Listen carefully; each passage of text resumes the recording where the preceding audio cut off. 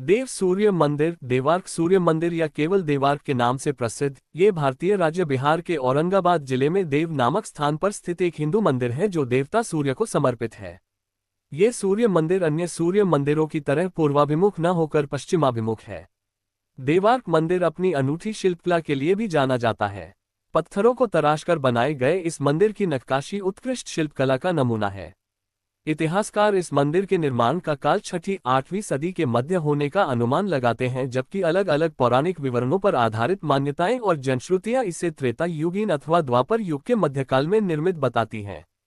परंपरागत रूप से इसे हिंदू मिथकों में वर्णित कृष्ण के पुत्र सांब द्वारा निर्मित 12 सूर्य मंदिरों में से एक माना जाता है। इस मंदिर के साथ सांब की कथा के अतिरिक्त यहाँ देव माता अदिति ने की थी पूजा। मंदिर को लेकर एक कथा के अनुसार प्रथम देवासुर संग्राम में जब असुरों के हाथों देवता हार गए थे, तब देव माता अदिति ने तेजस्वी पुत्र की प्राप्ति के लिए देवारण्य में छठी मैया की आराधना की थी।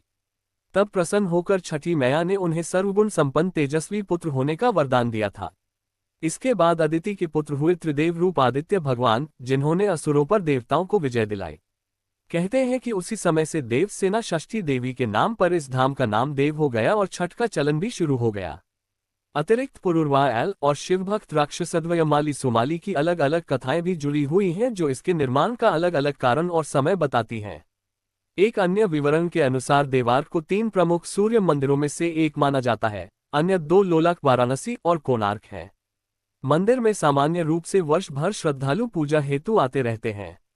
हालांकि यहाँ बिहार और पूर्वी उत्तर प्रदेश में विशेष तौर पर मनाए जाने वाले छठ पर्व के अवसर पर भारी भीड़ उमड़ती है। यहाँ लगभग प्रत्येक दिन श्रद्धालु की भीड़ का जमावड़ा लगा होता है, पर खासकर रविवार को यहाँ दूर दूर से हवन और पूजन करने हेतु श्रद्धालु आते रहते हैं।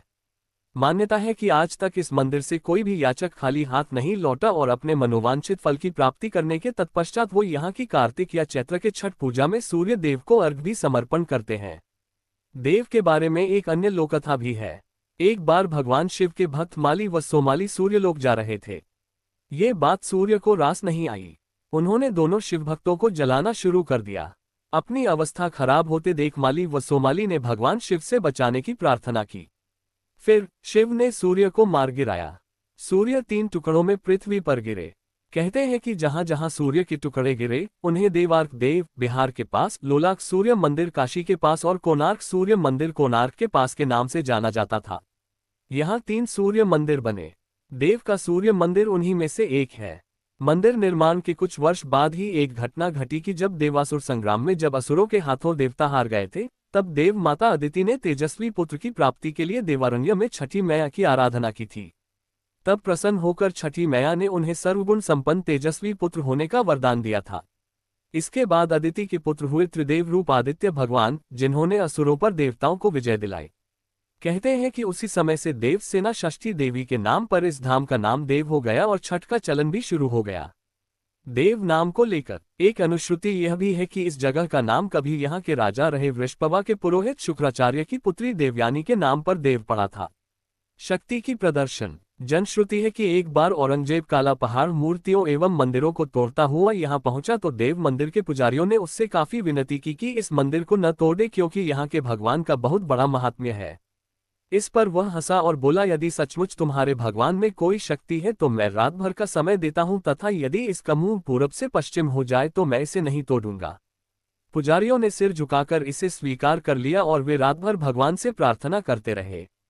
सवेरे उठते ही हर किसी ने देखा कि सचमुच मंदिर का मुंह पूरब से पश्चिम की ओर हो गया था और तब से इस मंदिर का मुंह पश्चिम की ओर ही है।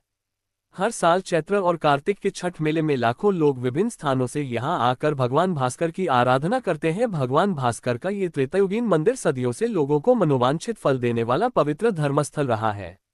यूं तो सालों भर देश के विभिन्न जगहों से लोग यहाँ मनौतियां मांगने और सूर्यदेव द्वारा उनकी पूर्ति होने पर अर्घ्य देने आते हैं। मान्यता है कि सतयुग में इक्ष्वाकु के पुत्र व अयोध्या के निर्वासित राजा एल एक बार देवारण्य देव इलाके के जंगलों में शिकार खेलने गए थे। वे कुष्ठ रोग से पीड़ित थे। शिकार खेलने पहुंचे राजा ने जब यहाँ के एक पुराने पोखर के जल से प्यास बुझाए और स्नान किया तो उनका कुष्ठ रोग ठीक हो गया। वे इस चमत्कार पर हैरान थे। बाद में उन्होंने स्वप्न देखा कि त्रिदेव रूप आदित्य उसी पुराने पोखरे में हैं, जिसके पानी से उनका कुष्ठ रोग ठीक हुआ था। इसके बाद राजा एल ने देव में एक सूर्य मंदिर का निर्माण कराया। उसी पोखर में उन्हें ब्रह्मा, विष्णु व शिव की मूर्तियां मिली, जिन्हें राजा ने मंदिर में स्थान देते हुए त्रिदेव स्वरूप आदित्य भगवान को स्थापित कर दिया। इसके बाद वहां भगवान सूर्य की पूजा शुरू हो गई, जो कालांतर में छठ के रूप में विस्तारा। प्रचलित मान्यता के अनुसार इसका निर्माण स्वयं भगवान विश्वकर्मा ने सिर्फ एक रात में किया है। इस मंदिर के बाहर पाली लिपि में लिखित अभिलेख मिलने से पुरातत्वविद इस मंदिर का निर्माण काल 8वीं-9वीं सदी के बीच का मानते हैं। मंदिर के नामकरण व निर्माण को लेकर अनुश्रुतियां अपनी जगह हैं, पुरातात्विक प्रमाण भी इसकी प्राचीनता की ओर इशारा करते हैं। मंदिर के प्रवेश द्वार पर लगे शिलालेख से ज्ञात होता है कि इसकी शिल्पकला नागर शैली, द्रविड़ शैली, वैश्य शैली का मिश्रित प्रभाव वाली है। शिल्पकला से स्पष्ट होता है कि यह 6ठी-8वीं सदी के बीच हुआ है। कहा जाता है कि सूर्य मंदिर के पत्थरों में विजय चिन्ह व कलश अंकित हैं। विजय चिन्ह ये दर्शाता है कि शिल्प के कलाकार ने सूर्य मंदिर का निर्माण करके ही शिल्पकला पर विजय प्राप्त की थी। देव सूर्य मंदिर के स्थापत्य कला के बारे में कई तरह की किंवदंतियां हैं। मंदिर के स्थापत्य से प्रतीत होता है कि मंदिर के निर्माण में उर्या स्वरूप नागर शैली का समायोजन किया गया है। नक्काशीदार पत्थरों को देखकर भारतीय पुरातत्व विभाग के लोग मंदिर के निर्माण में नागर शैली एवं द्रविड़ शैली का मिश्रित प्रभाव वाली वैश्य शैली का भी समन्वय बताते हैं। मंदिर के प्रांगण में 7 रथों से सूर्य की उत्कीर्ण प्रस्तर मूर्तियां अपने तीनों रूपों उदयाचल, मध्याचल तथा अस्ताचल के रूप में विद्यमान हैं। इसके साथ ही वहां अद्भुत शिल्पकला वाली दर्जनों प्रतिमाएं हैं। मंदिर में शिव के जांघ पर बैठी पार्वती की प्रतिमा है। सभी मंदिरों में शिवलिंग की पूजा की जाती है, इसलिए शिव पार्वती की ये दुर्लभ प्रतिमा श्रद्धालुओं को खासी आकर्षित करती है। मंदिर का स्वरूप संपादित करें। मंदिर का शिल्प उड़ीसा के कोणार्क सूर्य मंदिर से मिलता है। देव सूर्य मंदिर 2 भागों में बना है। पहला गर्भगृह, जिसके ऊपर कमल के आकार का शिखर है और शिखर के ऊपर सोने का कलश है। दूसरा भाग मुखमंडप है, जिसके ऊपर पिरामिडनुमा छत और छत को सहारा देने के लिए नक्काशीदार पत्थरों का बना स्तंभ है। तमाम हिंदू मंदिरों के विपरीत पश्चिमाभिमुख देव सूर्य मंदिर देवार्क माना जाता है, जो श्रद्धालुओं के लिए सबसे ज्यादा फलदायी एवं मनोकामना पूर्ण करने वाला है। शिल्प कला संपादित करें। नक्काशीदार पत्थरों को जोड़कर बनाया गया ये सूर्य मंदिर 2 भागों में है। पहला भाग गर्भगृह है, जिसके ऊपर कमलनुमा शिखर बना है। दूसरा भाग सामने का मुख मंडप है, जिसके ऊपर पिरामिडनुमा छत है। ऐसा नियोजन नागर शैली की प्रमुख विशिष्टता है। उड़ीसा के मंदिरों में अधिकांश शिल्पकला इसी प्रकार की है। हालांकि उड़ीसा के मंदिरों की तरह गर्भगृह की बाहरी भाग में रथिकाओं का नियोजन देव सूर्य मंदिर में नहीं है। देव मंदिर के मुख्य मंडप के दोनों पार्श्वों में बने छज्जेदार गवाक्ष आंतरिक एवं बाह्य भाग में संतुलन स्थापित करते हैं। ऐसा निर्माण विकसित कोटि के मंदिरों में ही देखा जाता है। देव मंदिर के निर्माण में प्रयुक्त शिल्पकला उड़ीसा के भुवनेश्वर मंदिर व मुक्तेश्वर मंदिर में नजर आती है। देव मंदिर में जाने के लिए सामान्य ऊंचाई की सीढ़ियां तय कर मुख मंडप में प्रवेश किया जाता है। मुख मंडप आयताकार है, जिसकी पिरामिडनुमा छत को सहारा देने के लिए विशालकाय पत्थरों को तराशकर बनाया गया स्तंभ है।